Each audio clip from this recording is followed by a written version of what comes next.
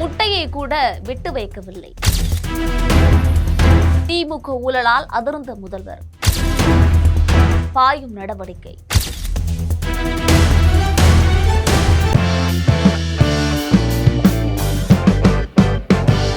கடந்த திமுக ஆட்சியில ஒவ்வொரு துறையிலும் என்னென்ன முறைகேடுகள் நடந்தன, அவற்றால் எவ்வளவு கோடி ரூபாய் இழப்பீடு, இதற்கு ஆதாரங்கள் உள்ளதா, ஆதாரங்களை சேகரிப்பது எப்படி என்பதுதான் கடந்த ஒரு மாதமாக கோட்டையிலே அனைத்து துறைகளிலும் நடைபெற்று வரக்கூடிய முக்கியமான ஆய்வு.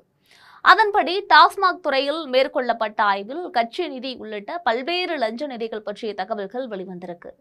டாஸ்மாக் நிறுவனத்திற்காக மது ஆலைகளிலிருந்து கொள்முதல் செய்யப்படும் போது ஹாட் பெட்டிக்கு ரூபாய் 90, பீர் பெட்டிக்கு ரூபாய் 40 மற்றும் ஒயின் பெட்டிகளுக்கான கூடுதல் கட்டணம் வசூலிக்கப்பட்டிருக்கு. இது மாதம் குறைந்தபட்சமாக 100 கோடி ரூபாய் ஆளும் கட்சி புள்ளிகளுக்கு நேரடியாக சென்று சேர்ந்திருக்கு. இந்த கட்டண வசூல் முறையில மாற்றம் செய்யப்பட்டு இதுவரை கட்சி நிதியாக வசூலிக்கப்பட்ட தொகை இனி அரசு கணக்கில் நேரடியாக சேர்க்கப்பட இருக்கு. இதன் மூலம் அரசுக்கு ஆண்டிற்கு ரூபாய் 1200 கோடி வருவாய் கிடைக்க வழிவகையும் செய்யப்பட்டிருக்கு. டாஸ்மாக் துறையில இப்படி என்றால் முட்டைகளை கொள்முதல் செய்வதிலும் மிக முறைகேடு நடந்திருப்பதாக தற்பொழுது தெரிய வந்திருக்கு. தமிழ்நாடு அரசு அங்கன்வாடிகள், பள்ளிகளுக்கு முட்டைகளை வழங்கி வர்றாங்க. மாணவர்களுக்கு இலவசமாக முட்டைகளும் வழங்கப்படுது. இதற்காக சமூக நலத்துறை சார்பில் டெண்டர் விடப்பட்டு உற்பத்தி நிறுவனங்களிடமிருந்து முட்டை அரசாங்கத்தால் கொள்முதல் செய்யப்படுது. தமிழக சத்துணவு மற்றும் அங்கன்வாடி மையங்களுக்கு தமிழக அரசு மூலம் நாளொன்றுக்கு சுமாராக 53.91 லட்சம் முட்டைகள் கொள்முதல் செய்யப்படுது. இதன்படி மாதத்திற்கு சுமார் 10 முதல் 11 கோடி முட்டைகள் வரை கொள்முதல் செய்யப்படுது.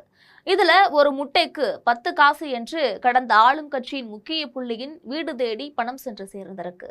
ஒரு முட்டைக்கு 10 காசு அந்த முக்கிய புள்ளிக்கு என்றால் அடுத்ததாக 8 காசு, 5 காசு என அடுத்தடுத்த நிர்வாக நிலைகள்ல லஞ்சம் பெறப்பட்டிருக்கு. இது குறித்து சமூக நலத்துறையில் நடத்தப்பட்ட தணிக்கையில முதல்கட்ட தகவல்கள் வந்திருக்கு. அதாவது பொதுப்பணித்துறை, நெடுஞ்சாலைத்துறை, டாஸ்மாக், பத்திரப்பதிவுத்துறை என பெரிய துறைகள்ல தான் லஞ்சம் செலுத்து மேலிட ஃபண்ட், பார்ட்டி ஃபண்ட், குடும்ப ஃபண்ட் என்றெல்லாம் வசூலிக்கப்பட்டதென்றால் முட்டையை கூட விட்டு வைக்கவில்லையே என்ற தகவல் முதலமைச்சருக்கு எடுத்து செல்லப்பட்டிருக்கு. மேலும் முட்டையை அதிகமாக கொள்முதல் செய்து நீண்ட நாள் வைத்திருந்து மாணவர்களுக்கு வழங்குகிறார்கள் என்ற குற்றச்சாட்டும் உள்ளது.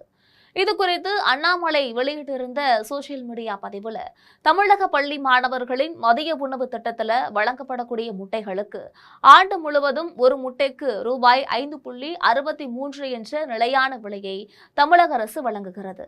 இந்த நிலையில கடந்த மார்ச் மாதம் ஒரு முட்டை ரூபாய் 3.70 காசு என்ற விலை குறைந்த போது ஒப்பந்ததாரர்கள் சுமார் 20 கோடி முட்டைகளை வாங்கி குளிர்சாதன கிடங்குகளில் சேமித்து வைத்திருக்கிறார்கள் என்ற செய்திகள் வெளியாகின. அதாவது குறைந்த விலைக்கு பெருமளவில் சேமித்து வைத்து ஆண்டு முழுக்க பள்ளி மாணவர்களுக்கு வழங்க திட்டமிட்டுள்ளதாக தெரிகிறது. முட்டை என்பது நீண்ட காலம் கெட்டு போகாமல் இருக்கக்கூடிய பொருள் கிடையாது. குளிர்சாதன கிடங்கில் மாத கணக்கில் வைத்திருந்து பின்னர் தொலைதூர கிராமப்புற பள்ளிகளுக்கு கொண்டு செல்லப்படும் போது அதன் தரம், ஊட்டச்சத்து மற்றும் உணவு பாதுகாப்பு நிச்சயம் பாதிப்புக்குள்ளாகும். கடந்த திமுக ஆட்சியில பள்ளி மாணவர்களுக்கு மதிய உணவுக்கு பல முறை அழுகிய முட்டை வழங்கப்பட்டதை கடுமையாக கண்டித்திருந்தோம். தாவேக ஆட்சியிலும் அதே நிலை தொடராமல் இருக்க வேண்டும்.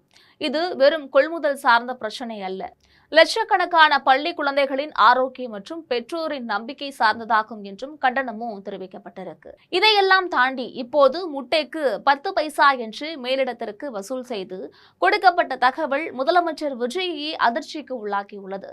விரைவில் இது குறித்த வெள்ளை அறிக்கை வெளியிடப்படும் போது திமுகவுக்கு சட்ட ரீதியாகவும் சரி, அரசியல் ரீதியாகவும் சரி கடும் நெருக்கடி ஏற்படும் என்று அடித்து சொல்கிறார்கள் என்பதும் குறிப்பிடத்தக்கது.